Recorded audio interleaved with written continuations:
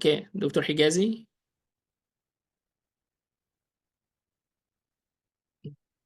So I think Dr. Higazi will join us later. He's here, but he cannot speak to us right now. So Dr. Hamid, can you start the session? Okay, hello everyone. So is Dr. Rafiq here? Dr. Rafi will join us later at the end. He had something Okay, urgent right now. Sorry for that. okay. So Mahmoud, we have Dr. Mahmoud, a resident of medical oncology, is going to present to us the first case. Mahmoud, are you ready? I'm going to share the screen now. Okay. Okay, Dr. Manor, can I check if my voice clear? Yes, we can hear you clearly, Mahmoud. Okay. Okay, good evening, everyone. Pleased to be with you today. I'm grateful for this opportunity. Thanks, Dr. Manor. Okay, just give me a second. Okay.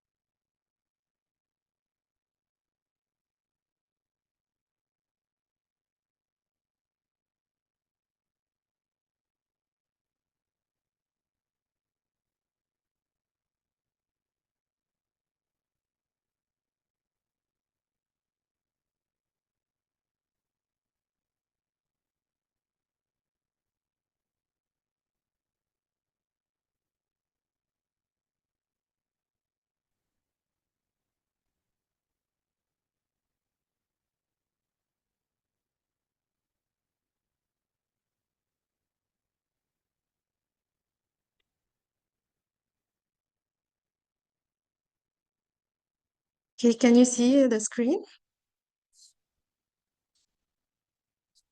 Yes, I can. Yes. Okay, great. Hello, Dr. Higazi has joined, right? Yes, I'm here, and Dr. Gabala will join us in a few moments. Do we have a good quorum to start? Oh, Dr. Gabala is with us now. Right. Who Hello, else will Dr. be Gabala. joining?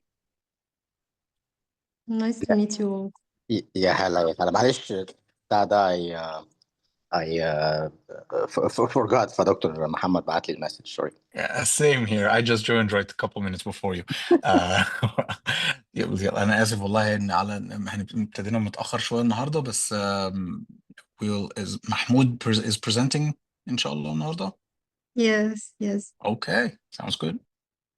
Okay, Mahmoud, please start. Okay, good evening, everyone. I'm pleased to be with you today. My name is Mahmoud Sadani. I'm a resident of medical oncology at Oncology Center, Mansour University. I'm here to presenting a case of CML. Had multiple problems, I think, and we will be discussing this.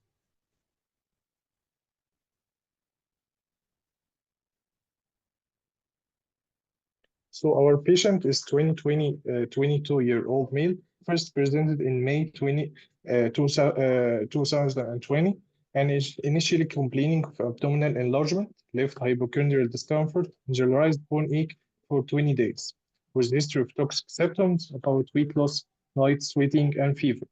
On examination, his spleen was enlarged about 11 fingers beneath the costal margin. His CBC showed leukocytosis with total leukocytic count about 174, with absolute neutrophil count about 138, with normocytic normochromic anemia, hemoglobin level was 8.5, and platelet number was 518.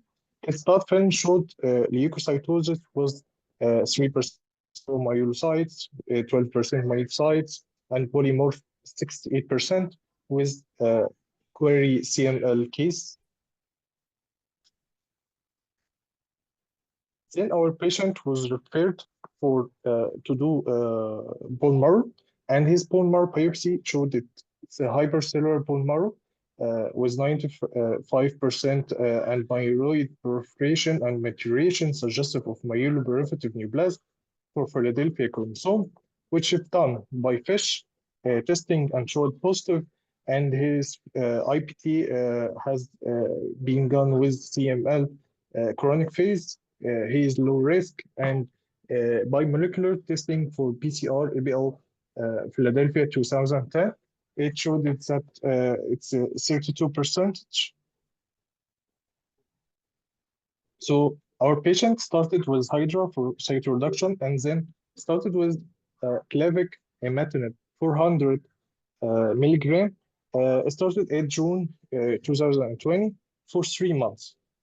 Interrupted due to cytopenia, and patient evaluated his response by molecular testing for qPCR, which was 12% after 3 months, then 32 back after 6 months.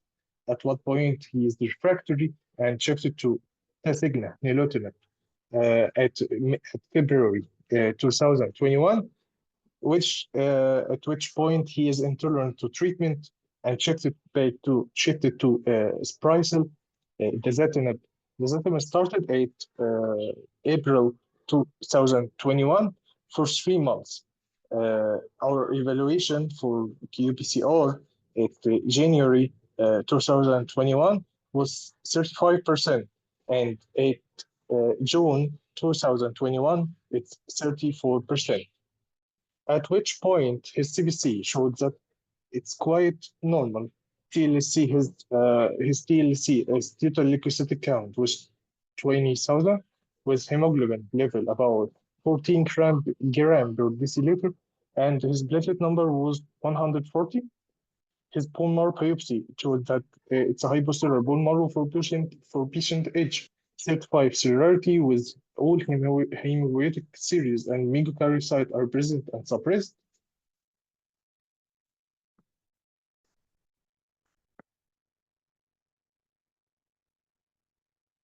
If I may ask, Mahmoud, are you still presenting? Can you hear me? Yes, yes, So Dr. Mohammed. when was this bone marrow biopsy done? At what point? After Sprycel, after using Sprycel for 3 months. So this was done July 2021. Is that what you're saying? Yes, yes, yes. So the BCR-ABL was what? What was the The BCR-ABL? BCR-ABL, what it was 34%. So, okay. Okay.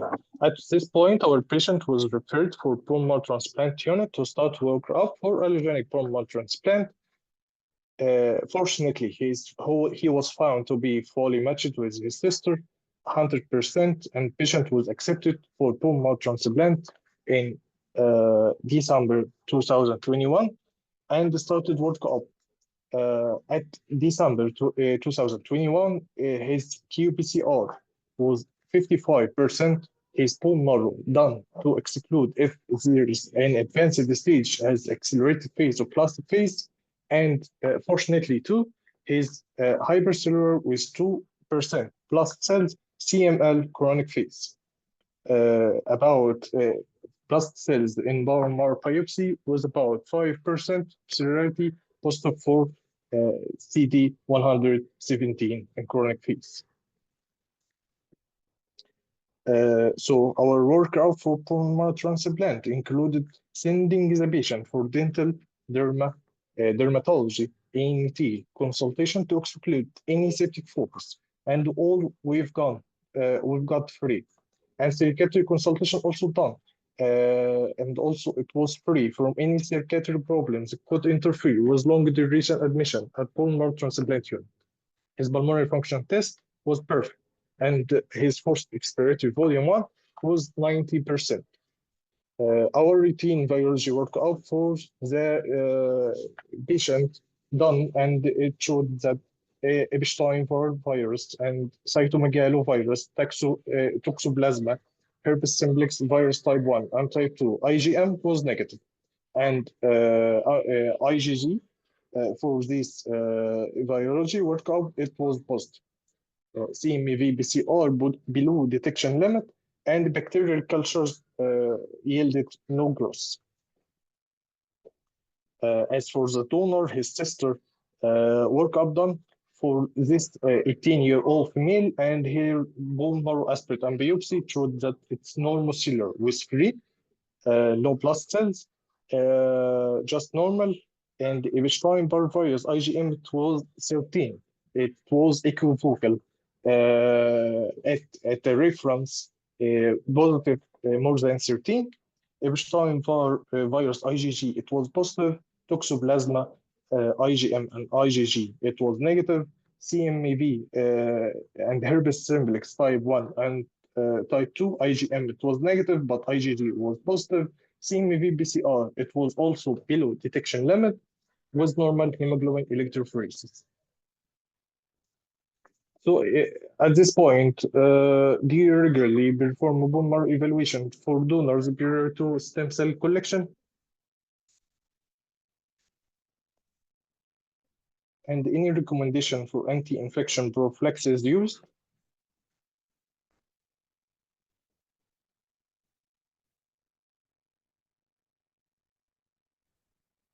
So the first question is are you pointing towards the positivity on IgM testing? Yes.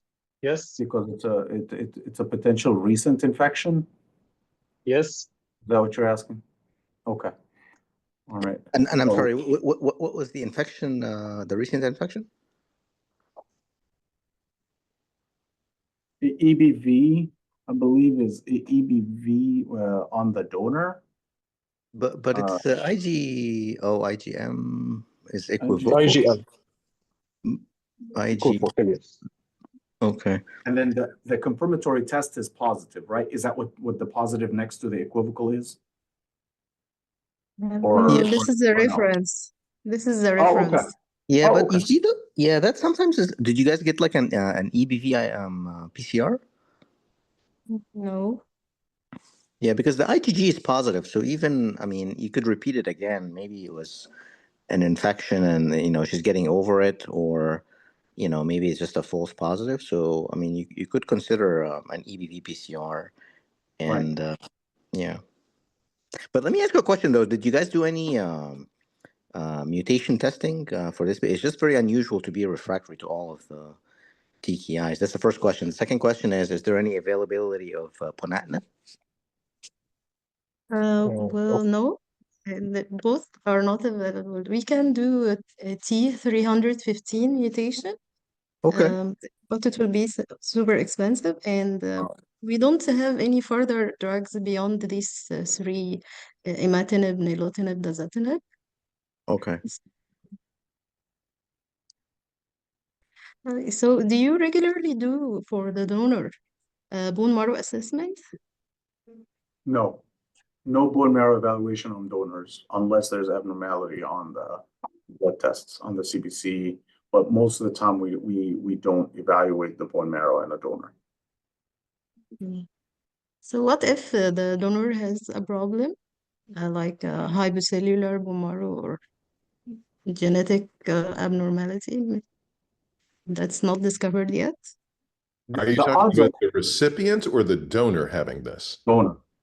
The donor. Okay. There's a class of molecular problems that are hereditary in young people, which have been more recently recognized, not in CML, but in AML in young people, for which you do have to be careful about screening the family. And if there are abnormalities in the counts, there would certainly be the requirement for a marrow. And in some of those cases, 5 of them that don't sometimes present with blood count abnormalities, if you have a family donor from a recipient that has that genetic abnormality, you probably would do genetic testing before accepting that donor. But this is CML, and in CML, I'm not aware of any familial issues that would require higher scrutiny of the donor. So as long as she's asymptomatic and has a normal blood count, we wouldn't routinely do more studies. Okay.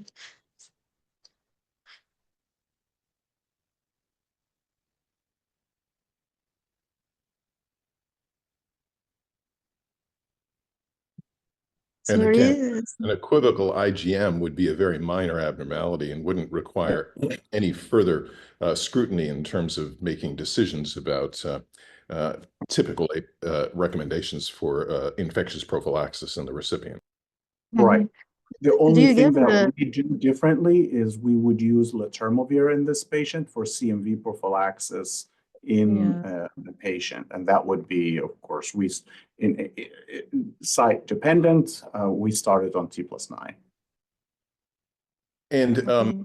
I'm curious that there's no other kinase inhibitors available in Egypt, even on clinical trials. Have you guys reached out to Novartis or other companies that have trials to see whether or not you can get them opened in Egypt, even though you can't get the medicine potentially by insurance?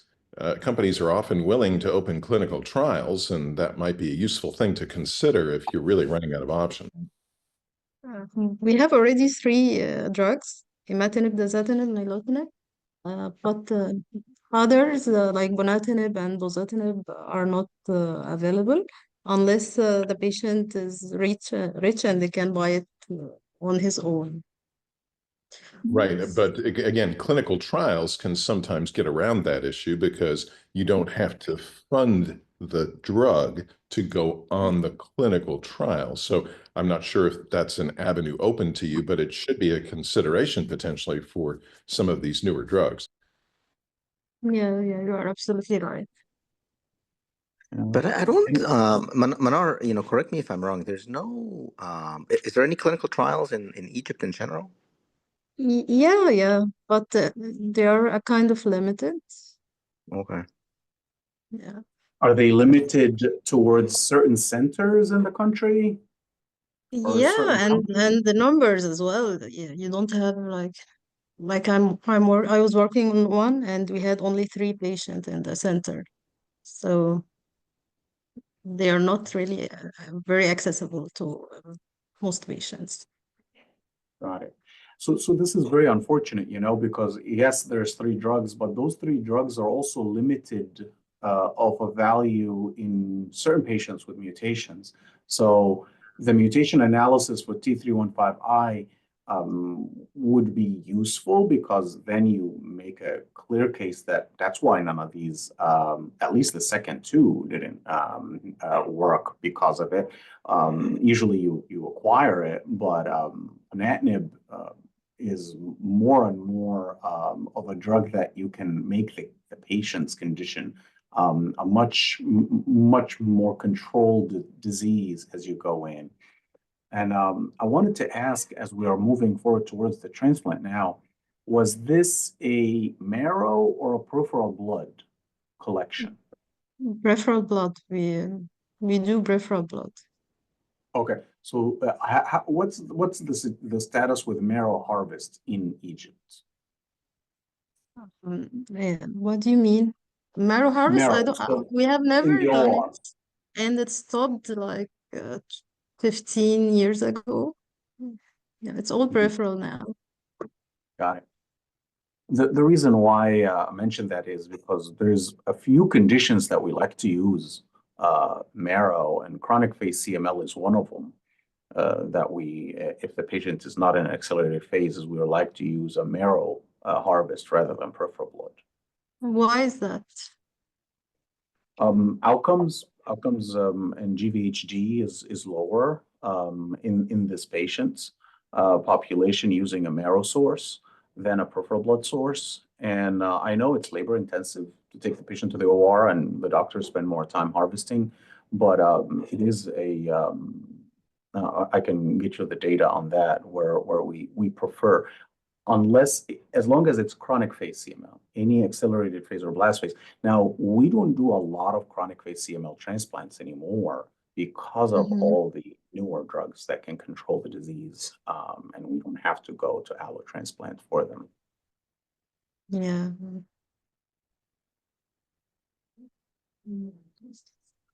Okay.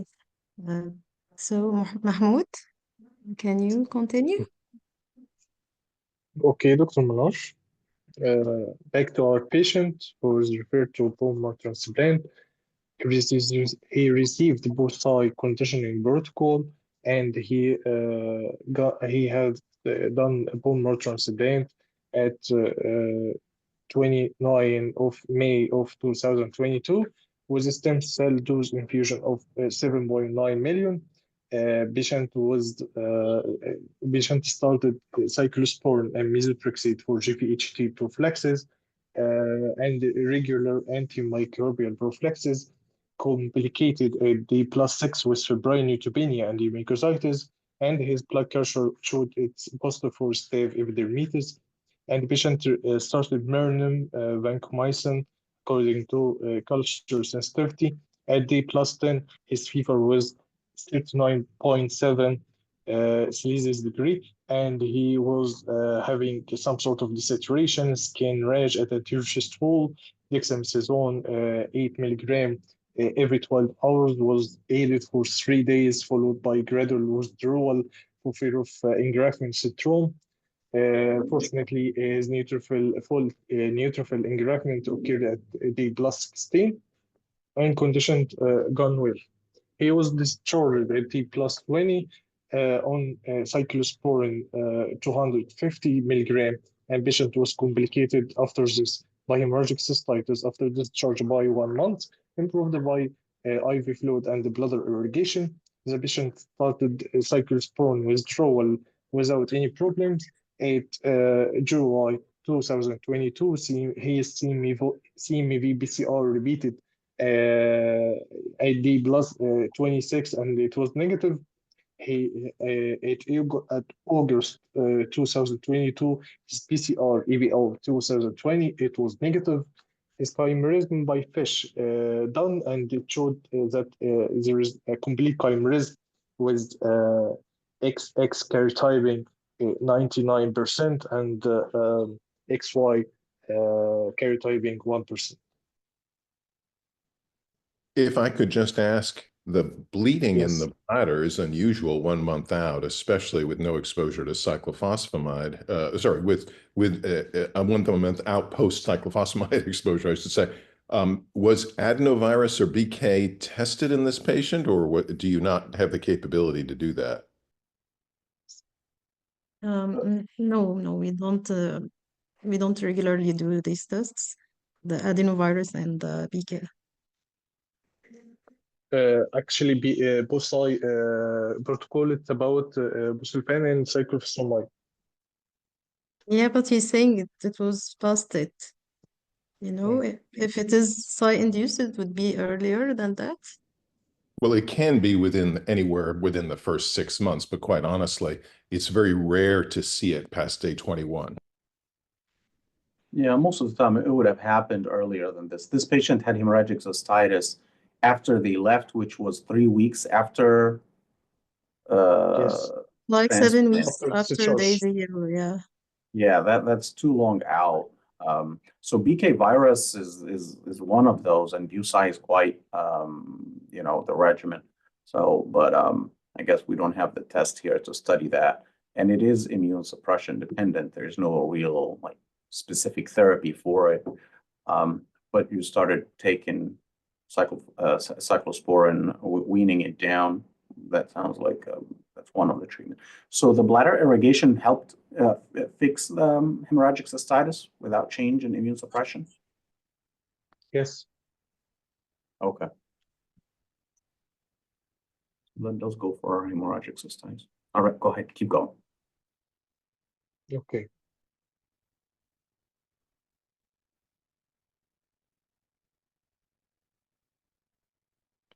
After at day +94, our patient is admitted due to fever and chest infection, and his CT chest showed it had multiple patch area of GGO of predominant peripheral subpleural distribution are seen in both lines, more evident at both upper lobes, with broad staging at grade 5 and COVID-12 was negative twice. Our patient received Remdesivir, Merlin, vancomycin, acyclovir, and follow-up CT chest after 1 week. Fortunately, it showed the aggressive course and discharged an oral antibiotic after improvement of renal function. So, follow-up was just medicine OPC. At October 2022, at D plus 140. Our patient presented to the clinic with severe weight loss, about 11 kilograms in about 2 months, with dark pigmentation and skin desquamation, a mild cough and persistent vomiting. His liver profile showed that his GAP and SCOT was elevated to 3 times upper limit normal, and his bilirubin was just elevated to 1.4. Also, our patient was having some sort of photosensitivity, mucositis, lip rash, showed in the pictures in the slide. Also, the patient at this point admitted and started cyclosporin 75 milligrams every 12 hours IV and with Cilimidrol about 19 milligrams every 12 hours and shifted to hydrocortisone 100 milligrams with total parenteral nutrition, as he can't tolerate oral food, oral feeding. Let me ask you a question. Yes. So, 19 milligram of Cilimidrol? That's it? So about 40 milligrams total? Is that what you're saying? Yes. Yeah. It's a very low dose. So you're thinking here, is that a 0.5 per kg, a 0.5 milligram per kg steroid dose? Was that the so, process behind it? Our patient was a little bit weak. Okay. So are you thinking that, because it sounds like it's a multi-organ involvement on a higher grade GVH that we're looking at here, liver, skin, and GI. Yes. So the dose, we typically would start a higher dose of Cilimidrol with that. That's a pretty low dose. Like typically would we do like 1 mg per kg. And honestly, 1 mg per kg for me is like the lower end of things. We would go with 2 mg per kg because we know that some of them don't work right away and some of them don't work at all with steroids, and we have to switch to something else faster. And the patient at this point is Yes, I think so too. Off immune suppression. Cyclosporin is off. Yes, before this point, it was of immune suppression. Just started cyclosporin at this admission point. Okay, so the patient weaned off of the cyclosporin and got methotrexate with the cyclosporin as their GVHD prophylaxis regimen, right? Yes. What is your weaning protocol for cyclosporin? As I read it, it seems as if you had him off cyclosporin by about day 100. Is that about right?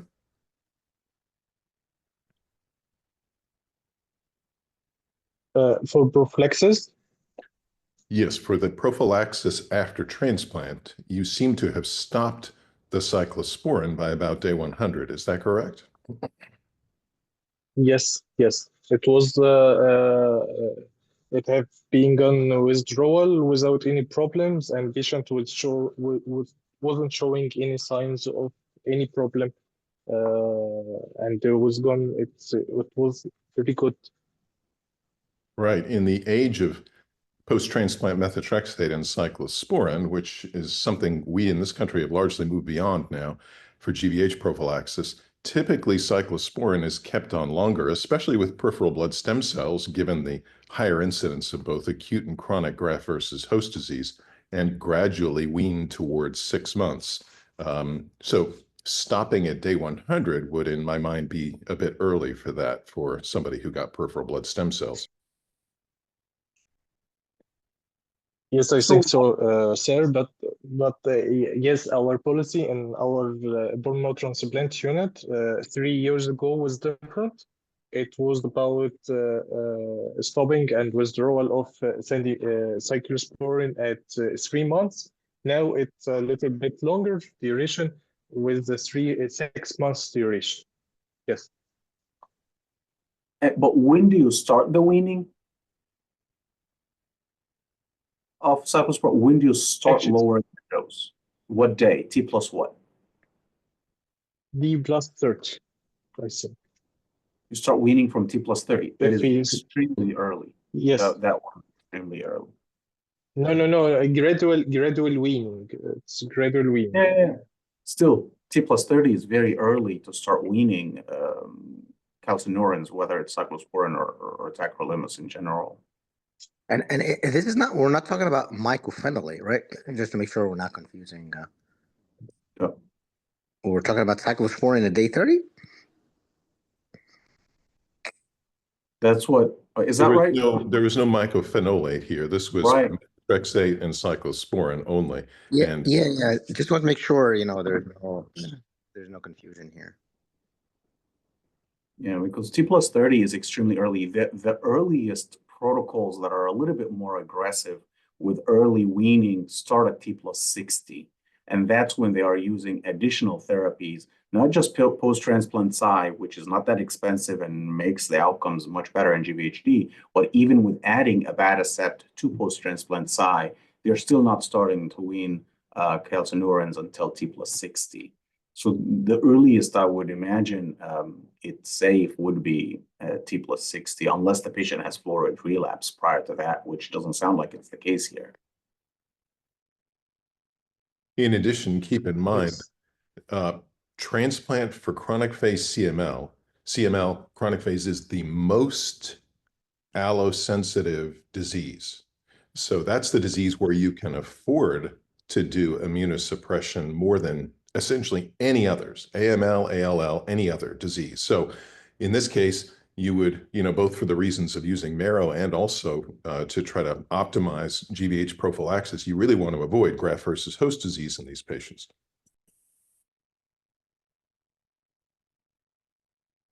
Okay, good point. I'd also just bring up the characteristics of this patient's presentation.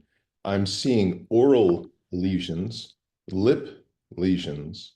The skin is dark, of course, but what you're describing is desquamation rather than erythema, and GI problems with liver abnormalities. This combination speaks more to me about the physiology of chronic type graft-versus-host disease than acute type graft-versus-host disease, which we now know is more driven by monocyte macrophages than it is sort of overactive T cells. Hence, high-dose steroids and cyclosporin for that type of GVH is sort of less in favor compared to some other more modern agents that we can talk about later.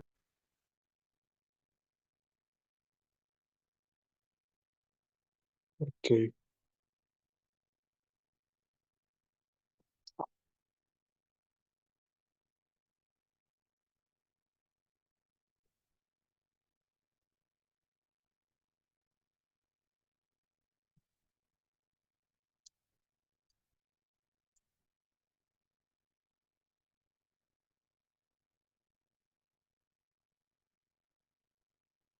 Okay, shall we continue? Yes, please keep going. Okay. We lost the screen though. Okay. Yes.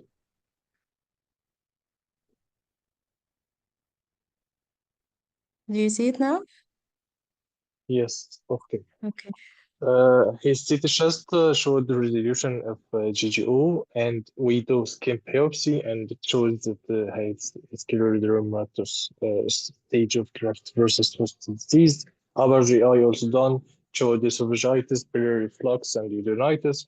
The scopic guided biopsy of human duodenum showed the mild chronic non-specific duodenitis.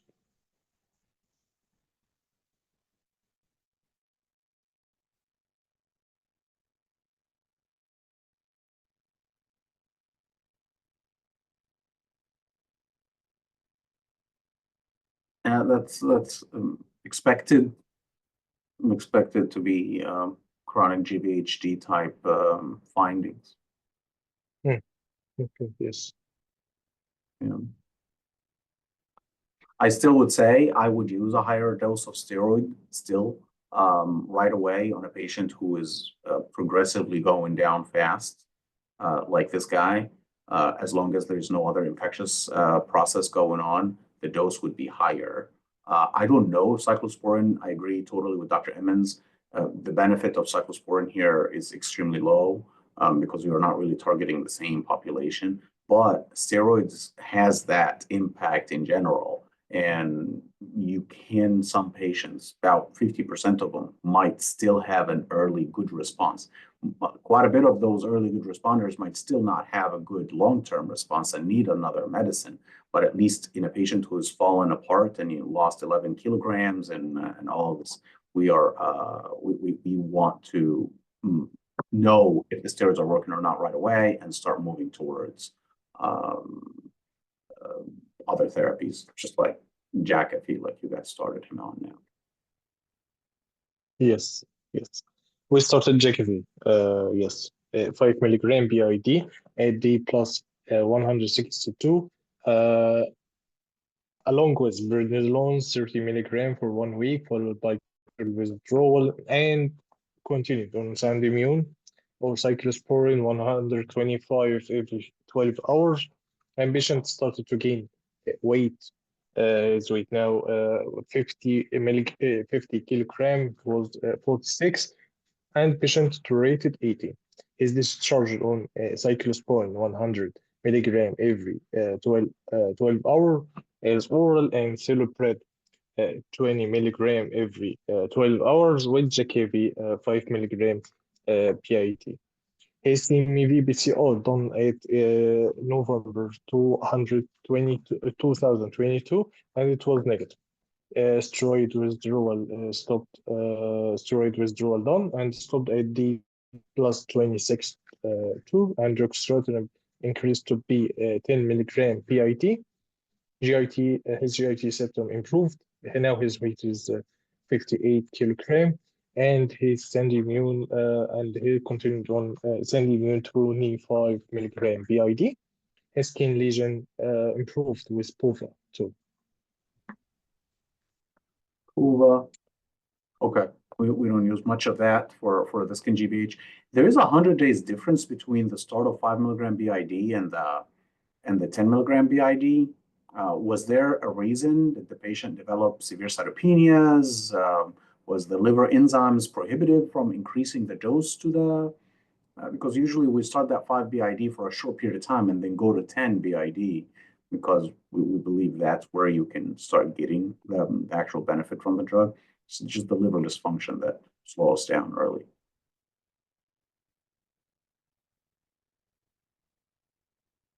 I think Do his you know liver why? enzymes was normal.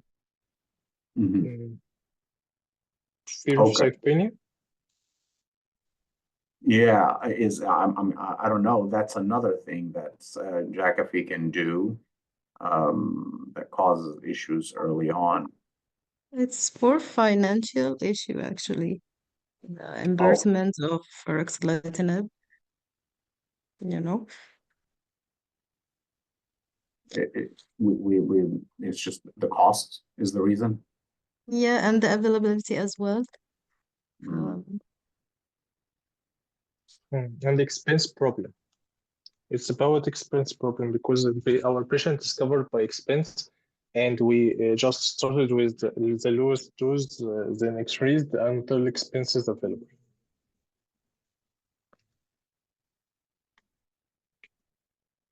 Okay. As you keep going, Dr. Mahmoud, where is the ER visit? Where is that in his post-transplant time? Like how many years? Or just remind me, where are we T plus what on this visit from September last year? Now we are at November 2022. No, I'm sorry. Presented to the ER on the 22nd of September 2024 on this slide. T plus what? Where Yes. are we? I can calculate it.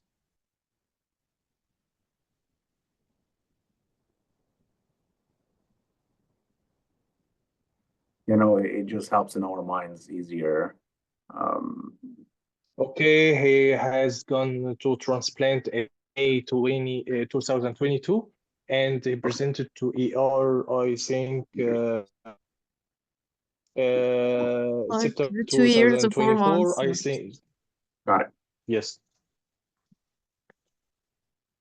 About Yeah. 700 days, or 700 to 800 days.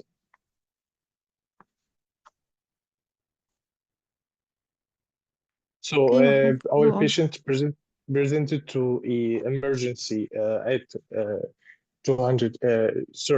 September 2024 with fever 38.5 and the desaturation on room air to 88%. On mask it was 96% with productive cough and sore throat and admitted to ICU. His pulmonary function test showed that the patient has obstructive pattern with some restriction. His CT chest report showed that our patient has multiple central and peribronchial GGO in post-lung lobe associated with reticulonodular. It is mainly basal and with left basal patch area of consolidation and left pneumothorax. A GVHD should be considered in differential diagnosis, but CT chest may be non-specific and can simulate pneumonia, drug reaction. It's the comment of our radiologist. His echo was normal, patient is vitally stable, transferred to ward after inserting intercostal tube with cardiothoracic surgery. Patient underwent lung biopsy with bronchoalveolar lavage and showed that lung alveoli was few scattered largely with eosinophilic inclusion, likely feature of CMV enclosure. That was the microscopic picture of the lung biopsy. His bronchoalveolar lavage was sent to lab and showed that bacterial cultures was having no growth, but patient was positive for Candida albicans. The analysis stain was negative. Epstein virus PCR was negative, and against the stain for pneumocystitis, it was positive. So our patient has likely feature of CMV inclusion and BGB positive and positive for Candida albicans. What do you suggest to manage Candida, CMV, and pneumocystitis infection? Can you please go back 2 slides, because there was a lot of intervening time skipped between the presentation in September of 2024 and the previous slide, which was back in 2022. And at that time, the patient was on weaning steroids, cyclosporin, and Ruxolitinib. Did this patient stay on all of those drugs for the intervening 2 years, or did they stop before the 2024 visit? Actually, the patient was on cyclosporin 225 milligram BID, and it was on the Ruxolitinib 10 milligram BID, and it was and stopped the steroids. I see. So he was 2 years on cyclosporin and Ruxolitinib at the time he presented in September. Is that correct? Is that correct? Yes. And why was he continued on that for that long? Had he not improved at all in his parameters of the skin, gut, and liver over that period of time? His liver enzymes were rising, and his GIPT was 470. His GOT was 402, and his bilirubin was 2, having chronic GVHD in liver. I see. Generally speaking, if we had somebody on stable medicines and they were getting worse, we would try to switch to alternative therapy rather than continuing the same thing, especially in the setting of chronic graft-versus-host disease. As was pointed out, T-cell suppression and long-term cyclosporin use has not been found to be a benefit for that type of graft-versus-host disease. Ruxolitinib can be. These days, of course, we typically only use that for a couple of months before making decisions about switching to newer agents like Rezurock, and now there's, of course, 2 new agents beyond that. I don't know, do you have access to anything beyond Ruxolitinib in your country? Actually, no. I see. Okay. And do you have access We to restarted. photopheresis in your country? Sorry? Do you have access to PUVA? Do you have access to photopheresis? Are you familiar with that term? Yes, yes, we know Actually, photopheresis, but it's not accessible now. Not accessible. I see. Okay. So The- to get the picture clear, the patient was not entirely responding to therapy, and that's why the patient stayed on ruxolitinib and cyclosporin for that whole time, because there was no other alternatives tried. yes. Okay. There's I know the therapies that Dr. Emmons mentioned are the therapies that are the newest and the more available. But there's other therapies that we have had used as a backup therapies to those therapies.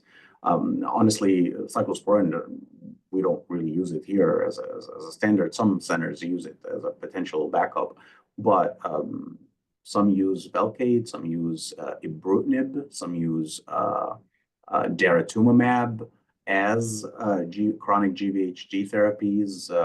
So some of these therapies sometimes can be intervened with to try. Some even use imatinib for those patients as a try. Because staying on the same treatment for 2 years straight is setting us up for potential complications, and the benefit is where I guess we had a partial response, is what I'm understanding. The patient was gaining weight, but the liver enzymes were still high, and there was a concern if we wean them down over these meds, they will explode again and end up in the hospital. But that's where I would say, okay, that's where we need to think of, okay, what other therapies we need to do. But I don't want to take too much of that, because we're almost been 45 minutes going on the case, and we're not to talk about the infectious side of it.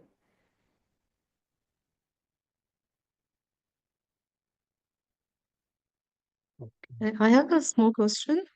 Do you routinely do pulmonary function tests as a follow-up for those patients, like every 6 months, even the patient is not symptomatic?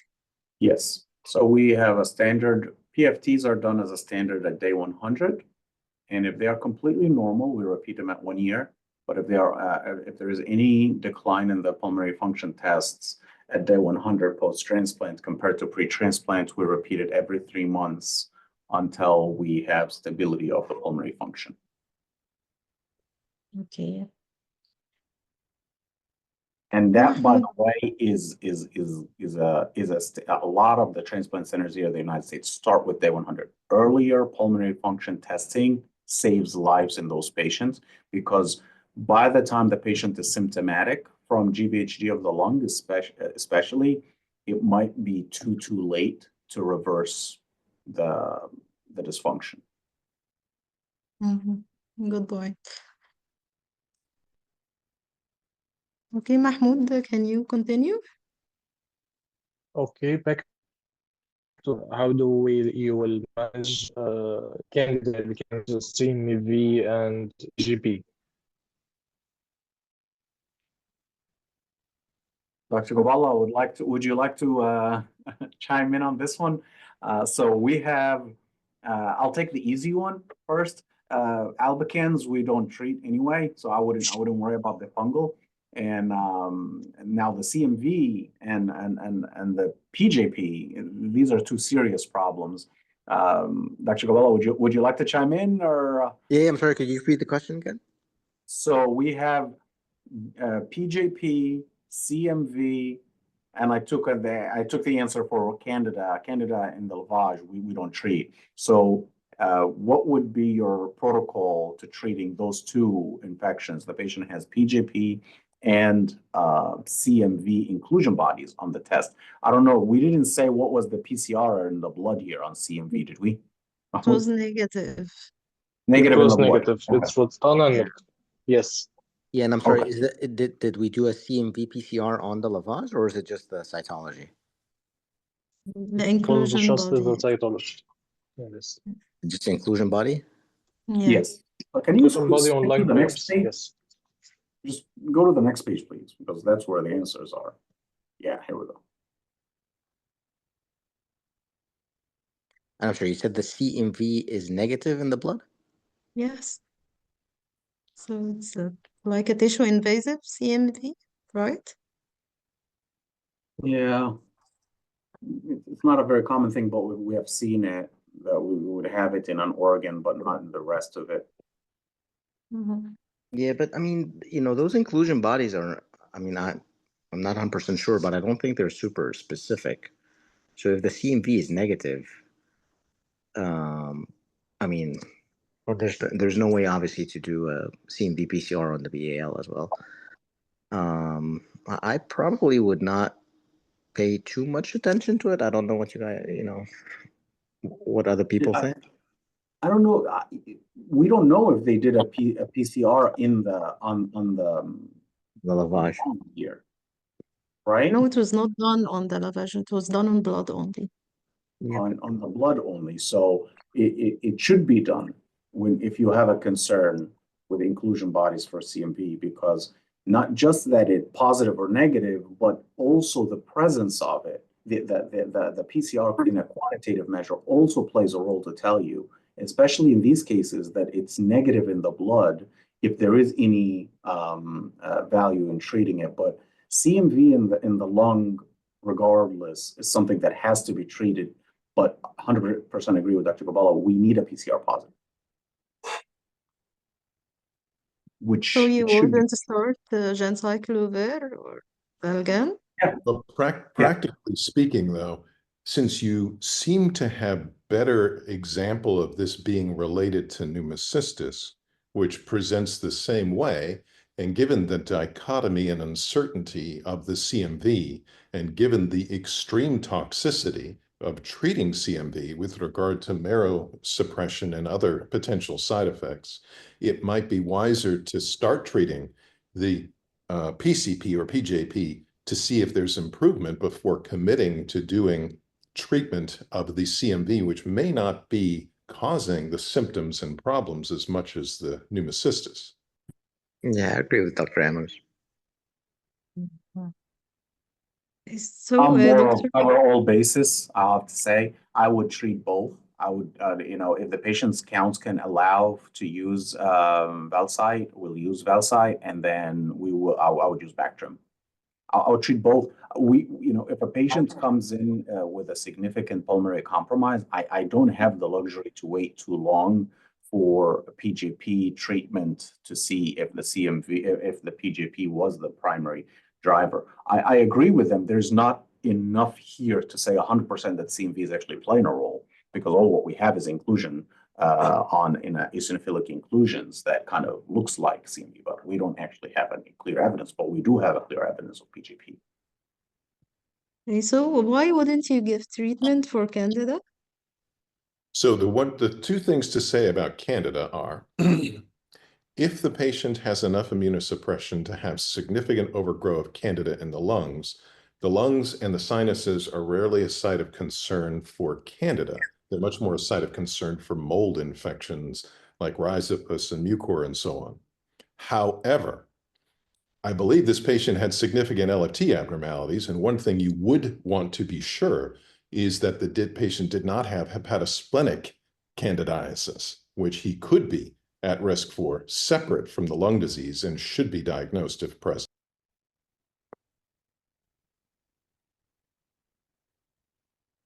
And I think the other thing that we see for like positive candida in the lungs, that patient needs to have like invasive candidiasis or disseminated candidiasis throughout multi-organs in order to like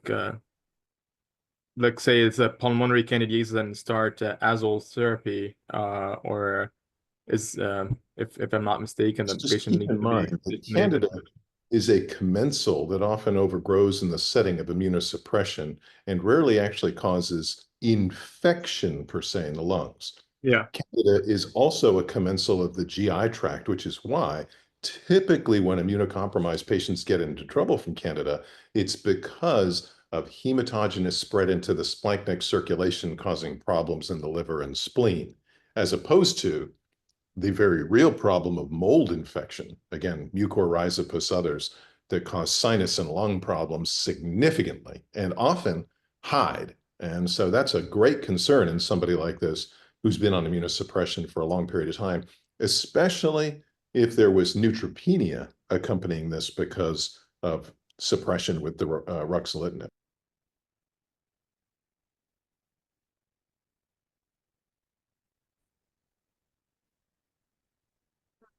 I assume the patient has lymphopenia after all the steroids and these drugs. Again, lymphopenia, as it is in HIV, is the thing that puts you at risk for PJP and CMV both. I think his CBC is normal, right, Mahmoud? The total white count may be normal, but what was the lymphoid number? And I don't know Can if you you check? We do, yeah, we do differential leukocytic count. but Can do you you do check? CD4? Yeah, Do CD4 counts on patients like yeah. The lymph Yes. eosinophils, basophils. Yeah. No, the CD4 is a good question because that's Oh. where you want to make sure that, like HIV patients, where you watch for CD4 count to know if the patient is susceptible or not.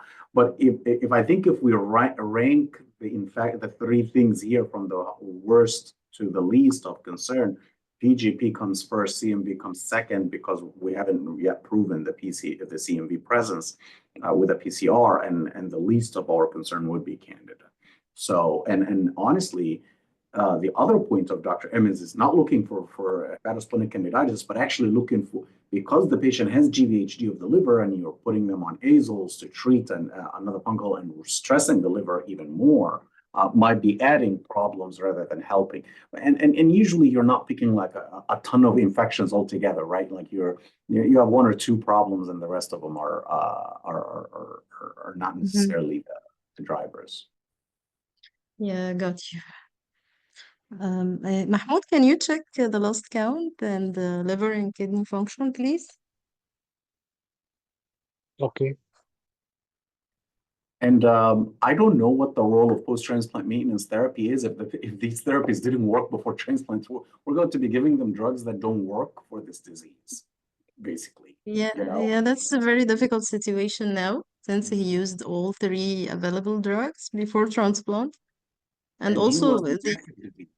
yeah, So we use post-transplant therapy in those patients, but the reality is we use it when we have already set the patient up for disease control before transplant with an oral. Usually it's a terminal oral or oral one, like using Ponatinib or using Asciminib, but not necessarily Belumosudil or Gleevec. These are meds that the patient can be on for many, many years before we consider them for transplant. And if they are refractory, then they should be looked for tyrosine kinase domain mutations, and that's where you pick your drug based off. However, having said that, again, in the chronic phase of CML, we're much less concerned about relapse, especially in the setting of significant graft-versus-host disease, which often walks hand in hand with a graft-versus-leukemia effect. So we might even in our group debate whether chronic phase CML needed prophylaxis, but accelerated and blastic phase disease, certainly we would standardly give prophylaxis after transplant. Do we have a PCR on this patient to actually know what's the disease condition post-transplant here with all the GVHD that he had? Mahmoud, can you check the last PCR? CMEV PCR? No, BCR able. able. Yes, it was.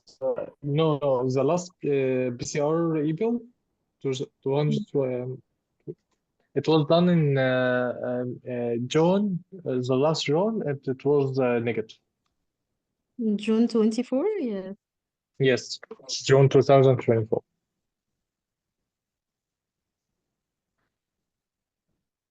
Now, anyone would like to take the last question on the slide? At which point withdrawal of immune suppression? And how do we balance it?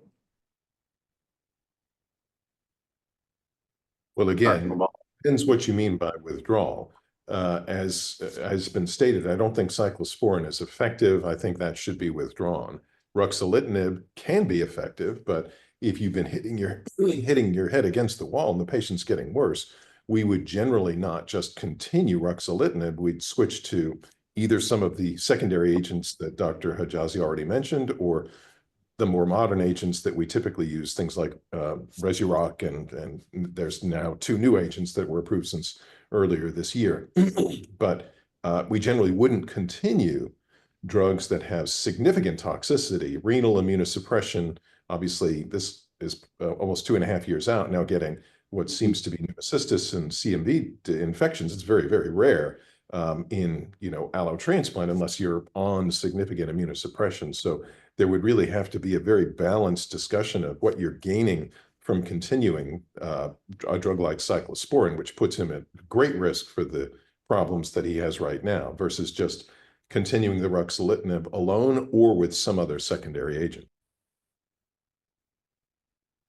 So do you prefer certain agents for lung GVHD over others? So lung I GVHD would- is a particular, oh, sorry, go ahead. Go ahead. Lung Go ahead. GVHD is a particular problem. There aren't good studies. There's sort of a FAM regimen, which includes sort of inhaled steroid antibiotic and other things that we give along with systemic immunosuppressive agents. But we don't really know the answer, is the honest answer, for the newer agents like drugs like Ruxolitinib and Rezurock, how much better they may be than other things in the lung specifically. That's a very difficult area. Yeah, and I know there's a lot of, we have the studies. The studies are not large in number, but they are including multi-organ involvement, and they are looking at each organ response. We don't think photophoresis has a whole lot of effect, even though it works pretty. We consider that a rejection therapy for lung transplant patients. In our transplant patients, the lung involvement is not the most responsive. And I was talking with a GVHD specialist at another center that I sent a patient to get an opinion there, and they were thinking that Rezurock has some benefit there in the lungs. But again, I would say these are anecdotal personal experiences based on very small numbers and not really powered to say that there is specific drug that is better for the lungs over others. And then you have a list of meds that you keep trying your best to get the patient and the lung function improved, because unfortunately you end up to a point, if it is like severe lung dysfunction. We had a young lady, we had to do a lung transplant on her because she lost significant lung function after her transplant to the point of needing transplant of her lungs. Oh, Yeah, and it is a balance. yeah. But So it- you have newer agents after Rezurock? You have other new agents? Yes, there are two other new agents that have been approved, but before going there, you don't know that this is lung graft versus host disease yet. You found some fibrosis, but you also found a lot of infectious disease. And the scans may be largely because of the pneumocystis. Do we know what the outcome of the patient's lung infection was after they were treated for their infections? Yeah, it had mild regression and improved clinically. Right, Mahmoud? Yes, at follow-up CT chest shows mild regression as regards pneumothorax, and the intercostal tube was removed and fully expanded lung and discharged in levofloxacin, acyclovir, trimethoprim, sulfamethoxazole, and his CMV PCR done at November 2024, and it was negative. His liver enzymes a little bit elevated to his SGEPT was 232 and his SCOT was 172 and his bilirubin level was 0.7. So now he is vitally stable in Jakavi 15 milligram BID, Sandibune 25 BID, acyclovir, trimethoprim, sulfamethoxazole, liver support as Orsoplus, and he stopped fluconazole. His last follow-up upon What more is transplant. Sandimune, Mahmoud? Sorry to interrupt. Cyclosporin. Cyclosporin. Okay. Yes, So it's being weaned down. yes. His last follow-up at bone marrow transplant clinic at 2nd of March 2025 at day plus 2 years, 7 months. His stitches showed more resolution of previously noted trim but densities seen at apical segment of left upper lung lobe. Otherwise, the stationary course. His liver enzymes is getting better. Was skipped 108 and this has got 72. So this case Correct me, represented. Wait, before you go Yes. on, you said he was on cyclosporin and Sandimune 25 BID, but I believe Yes. that was the same dose he was on in 2022. Is that correct? Since 2022, yes, he was on the Sandimune and he continued on. But Same. I think he was at 125 or 225 back then. That was originally, I think, Mo. I think in 2022, he was down to 25 twice a day when he presented with that chronic GVH type picture, and they restarted the Sandimune because again, they had stopped the Sandimune at day 100 before. Go back on the slides once we can take a see. Our patient has gone Sandimune or cyclosporin withdrawal at T plus 100, then restarted at his first admission at 2022 on GI and liver and mucositis and his GVHD. And then restarted and started Ruxolitinib along with Sandimune and is continued on. Right. So he was on 25 BID for 2 years, essentially. Yes. And why are we stopped at the 25 BID? It's such a low dose to have any therapeutic impact. It's just being on gradual withdrawal for Sandimune to be continuing on just Jakavi and all other supportive treatment. Mm-hmm.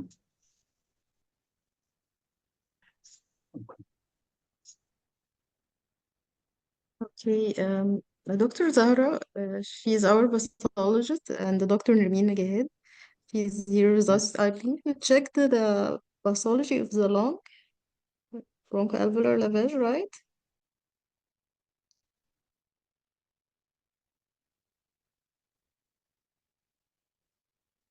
Dr. Nermeen?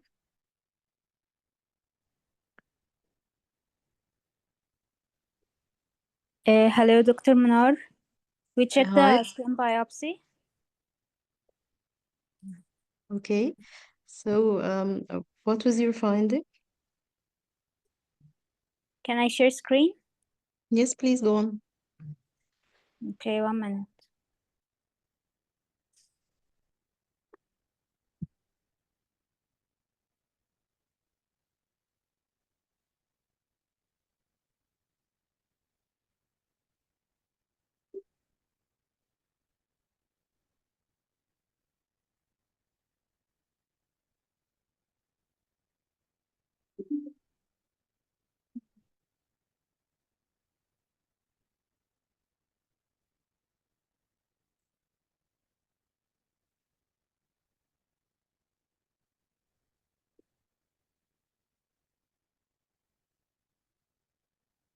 Okay, can you see my screen now?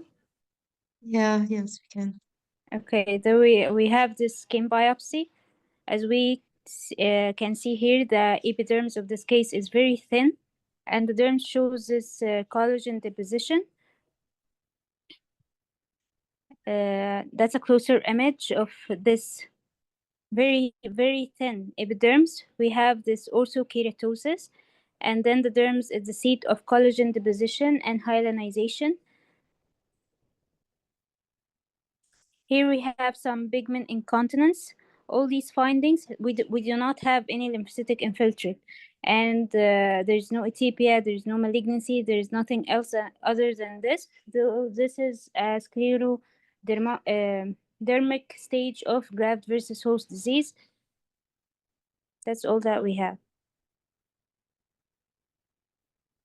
Okay, thank you, Zahra.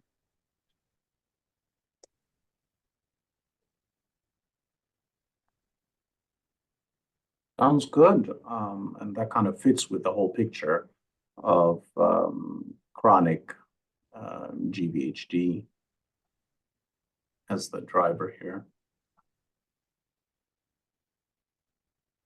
Is there any other questions regarding this case? So, Mahmoud, you had some take-home points you wanted to share with us. And Yes. just to say, I think these cases, these are the things that we can work together on. So harvesting stem cells is not the hardest thing at all. You guys are doing bone marrow biopsies every day. You definitely can do it. What's needed is the lab to be able to care for these. And Dr. Emmons here in our program, he leads our stem cell lab, and our lab techs kind of do some handling, but we just need some equipment. I would be more than happy, myself and Dr. Emmons, to have a workshop to make this happen at Mansoura or at any parts of Egypt as like a small workshop when we have patients who need marrow stem cells collected as the appropriate. Because here we have a patient who had GVHD, no other therapies worked for CML, but clearly the transplant worked for the graft versus leukemia effect, but the GVHD was a problem. In the era of post-transplant side, maybe things would have been better with it, better than methotrexate, but even with just the stem cell source, you might have some better outcomes. Go ahead, Mahmoud. I think this will be a great opportunity if this happens.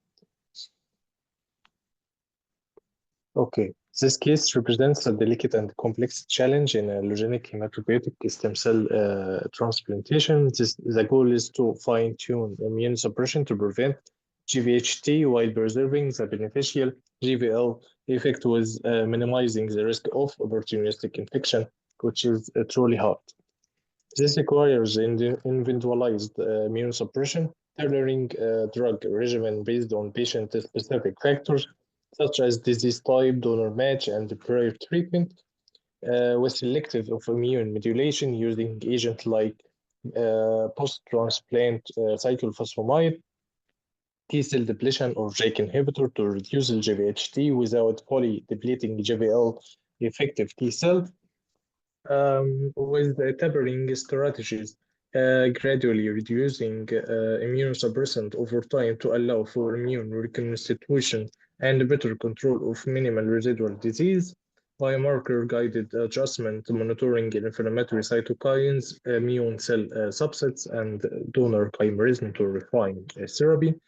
with infection, along with infection prophylaxis, is strategically using antimicrobial and immune boosting strategies to mitigate infection risk while preserving immune recovery. Striking this balance is an ongoing challenge, requiring a multidisciplinary approach with hemato-oncologist, transplant specialist, and infectious disease expert. Thank you. Thank you so much, Mahmoud. And just to reiterate, it would be very useful if it was possible to develop clinical trials to have your patients have alternate ability to treat the Philadelphia positive diseases with newer agents, as Dr. Hijazi mentions, like ponatinib, and even the newest agent is Asciminib.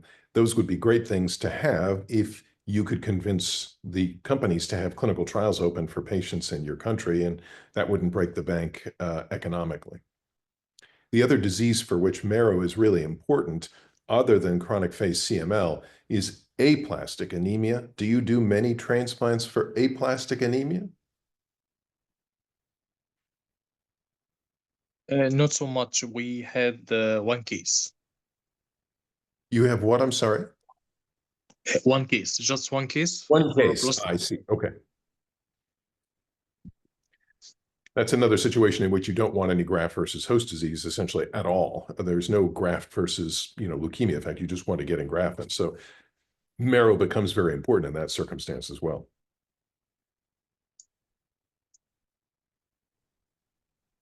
He Right. had a lot of GVHD conditions. Yes. Mm-hmm. Yeah. Thank you very much, Mahmoud. Dr. Manar and the team, would you like to conclude? Yeah, we don't have time for Dr. Rafiq's lecture. Oh, we have a presentation on this topic. Yeah, I have about like 10 minutes lung to talk about the GVHD. pulmonary GVHD, but I know Okay. that maybe we are already past time, so it's I'm here. I would love to listen. I'm in my office finishing work, so I would love to listen to your talk. I can make it make it quick, or Sure. we can postpone it to another time. It's up to you guys. Yeah, you can 10 minutes start. is fine with me. Go ahead. Okay, so let me share my screen here.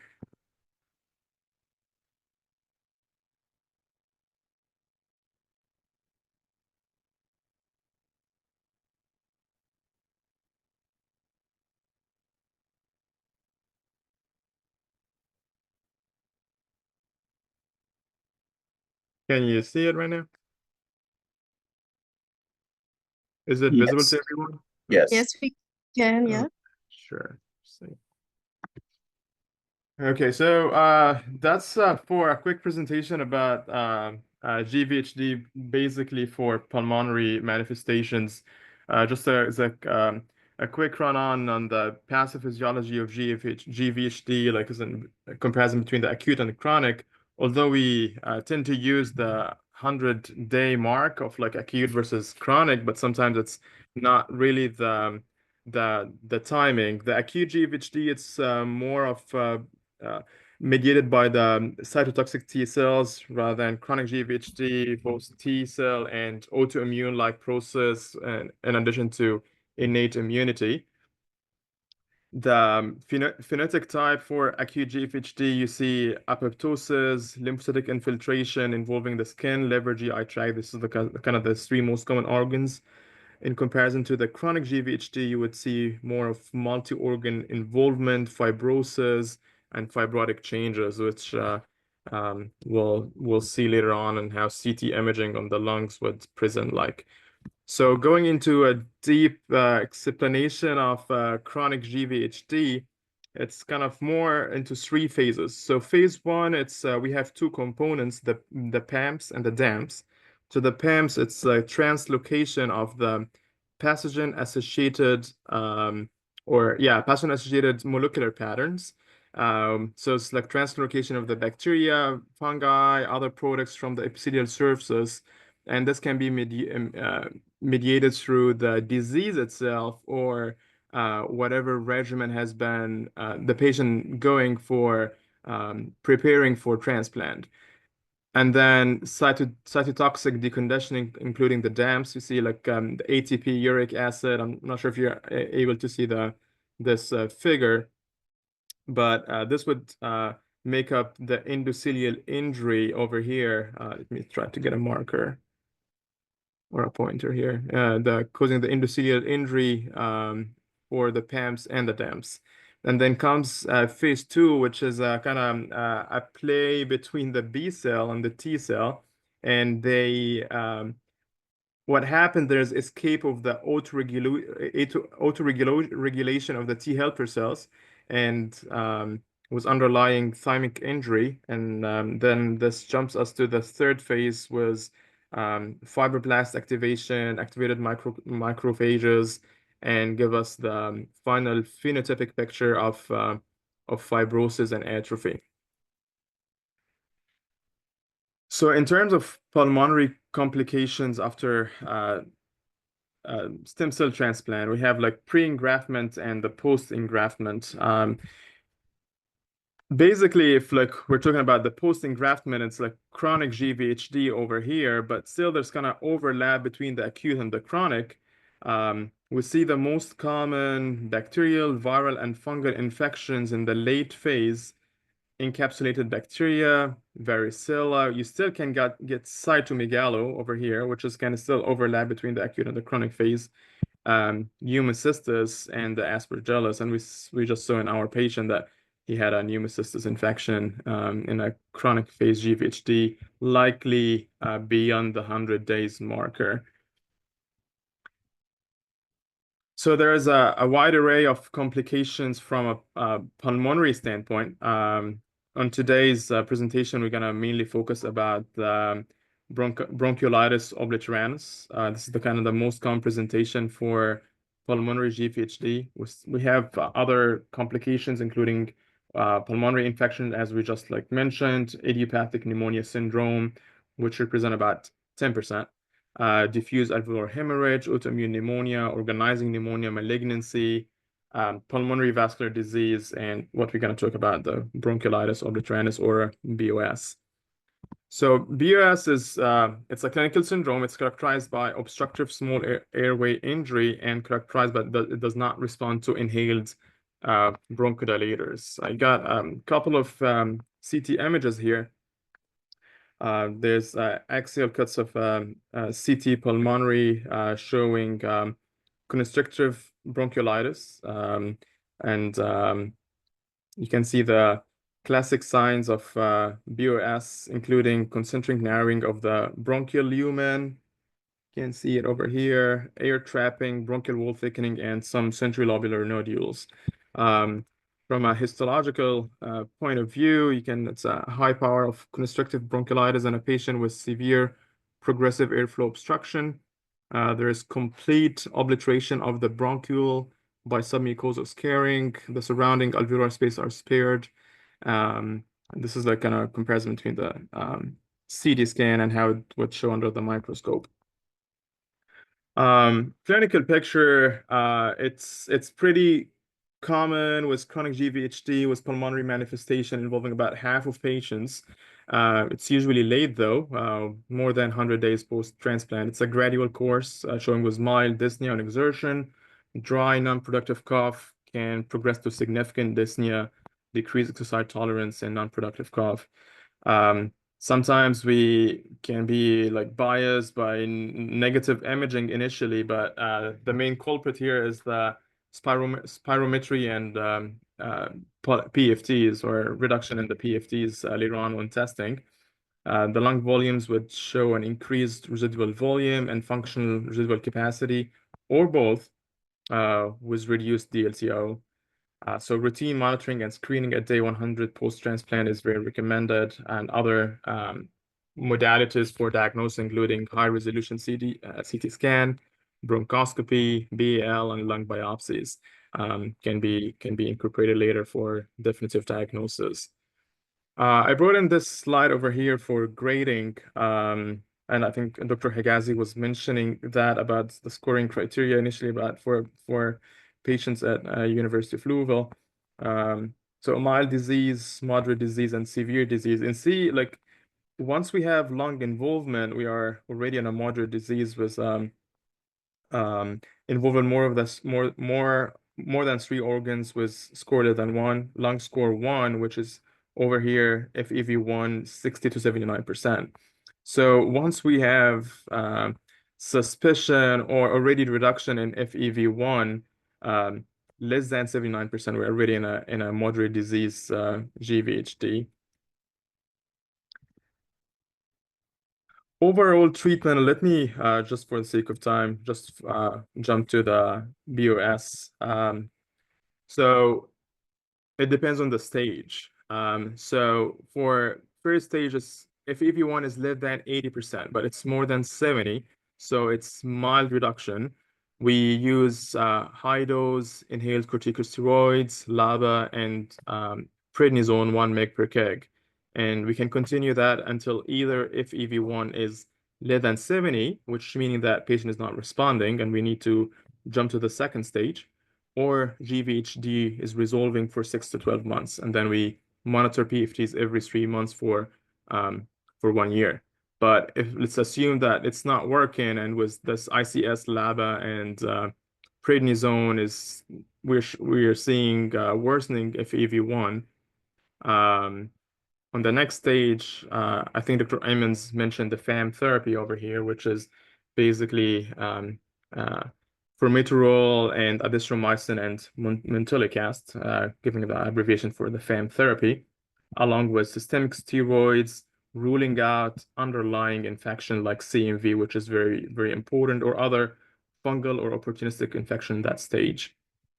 And we continue forward with continue that with 2 weeks, then taper, and we'll see the response.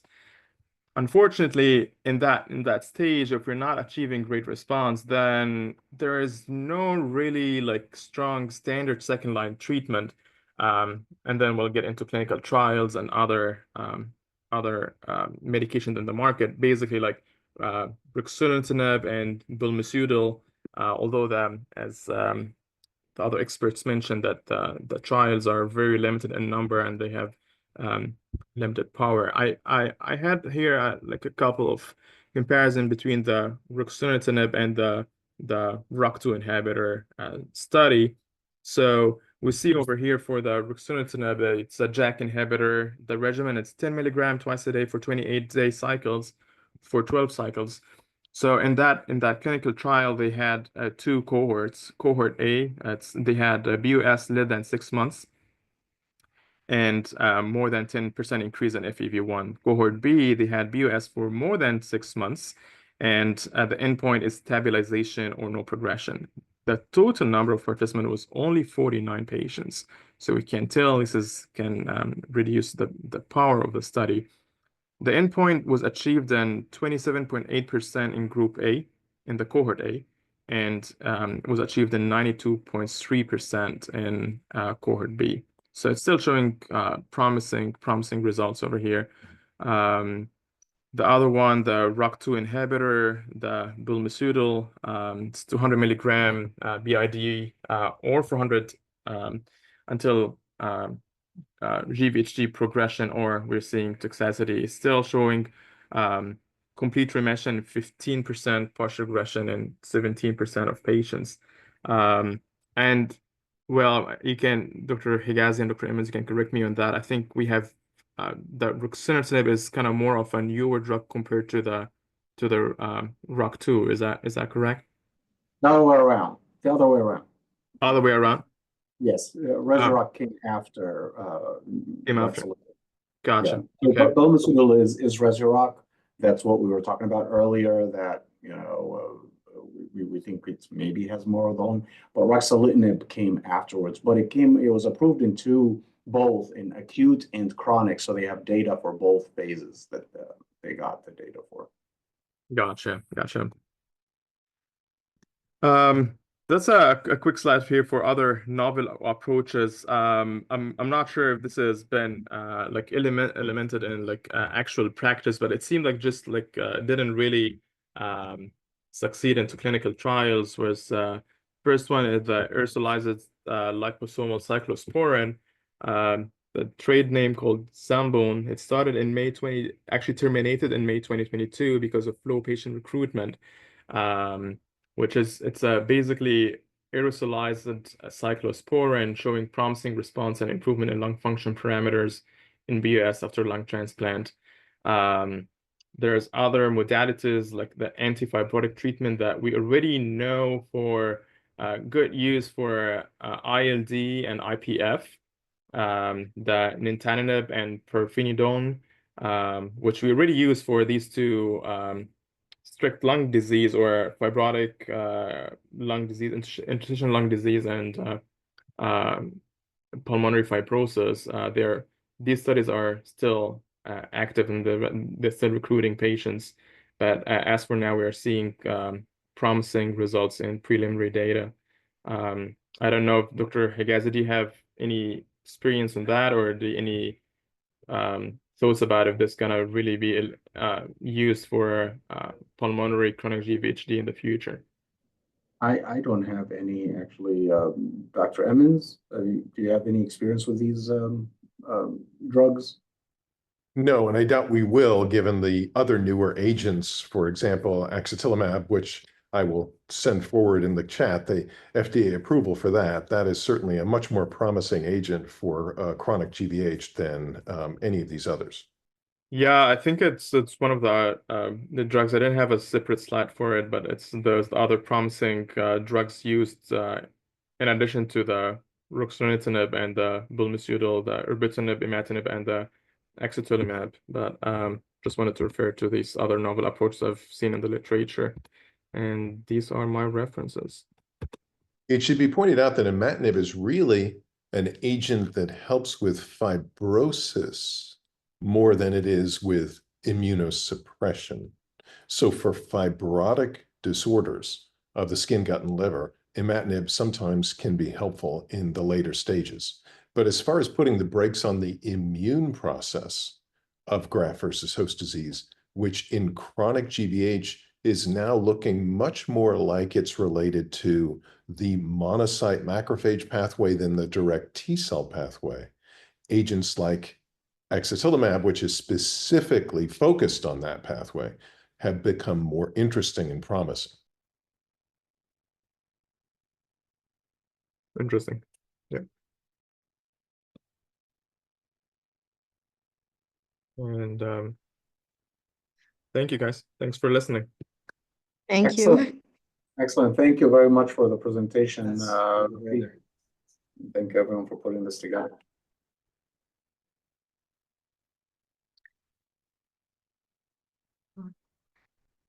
I believe we are done today. Yeah. Thank you, everyone, for attending. Yeah. Have a See you. nice Thank rest you. of the day. See you Thank next you. meeting. Next meeting. Thanks. Have a good one. Bye. You too. Bye.